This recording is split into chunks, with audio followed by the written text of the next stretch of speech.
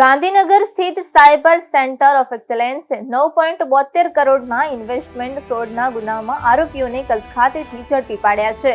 રાજ્ય ગૃહમંત્રી હર્ષસંઘવીના માર્ગદર્શન હેઠળ અને ઉચ્ચ પોલીસ અધિકારીઓના સુપરવિઝન હેઠળ આ કાર્યવાહી કરવામાં આવી હતી.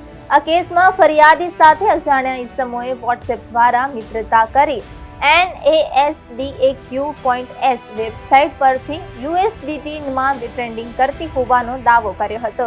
શરૂઆતમાં 1 લાખ રૂપિયાના રોકાણ પર 10,000 રૂપિયાનો નફો પાછો આપીને વિશ્વાસમાં લઈ વધુ રોકાણ માટે લોભામણી સ્કીમો રજૂ કરી હતી. આ રીતે અલગ અલગ બેંક ખાતાઓ અને વોલેટમાં કુલ 9.72 કરોડ રોકાણ કરાવી પૈસા પરત ન આપ્યા હતા.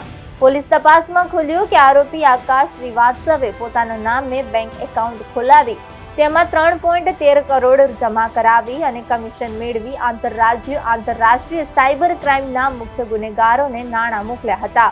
આરોપી સામે NCCRP પોર્ટલ પર 7 ફરિયાદો નોંધાઈ છે અને કુલ 13.85 કરોડ ફ્રોડનો ખુલાસો થયો છે.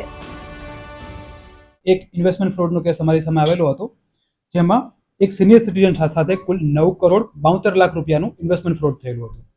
પછી ત્યારબાદ તેનું બધું જ ટ્રાન્ઝેક્શનનું એનાલિસિસ કરવામાં આવ્યું, ટેકનિકલ એનાલિસિસ કરવામાં આવ્યું અને તેના આધારે અમને એ જાણવા મળ્યું કે આનો જે મુખ્ય આરોપી છે, જેને પૈસાનો વિડ્રો કરેલા છે, તે કચ્છમાં રહેલા છે અને ત્યારબાદ જેમનું નામ છે આકાશભાઈ શ્રીવાસ્તવ, તેમની ધરપકડ કરવામાં આવી છે અને તે ધરપકડ કર્યા બાદ કુલ જાણવામાં આવ્યું તો આ જે અકાઉન્ટ છે તેના દ્વારા કુલ જે 9.72 કરોડ છે એમાંથી 1.04 કરોડ રૂપિયા તેની ઉઠાંતરી કરવામાં આવી હતી.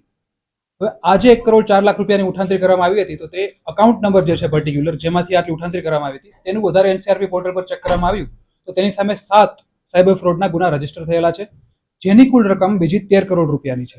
એટલે આ સિનિયર સિટીઝન સાથે તો 9.50 કરોડ રૂપિયાનું ફ્રોડ થયેલું જ છે. એમાંથી 1 કરોડ આ ભાઈના અકાઉન્ટમાં ગયેલા છે અને તેમાંથી બીજું કુલ 13 કરોડ રૂપિયાનું ફ્રોડ થયેલું છે.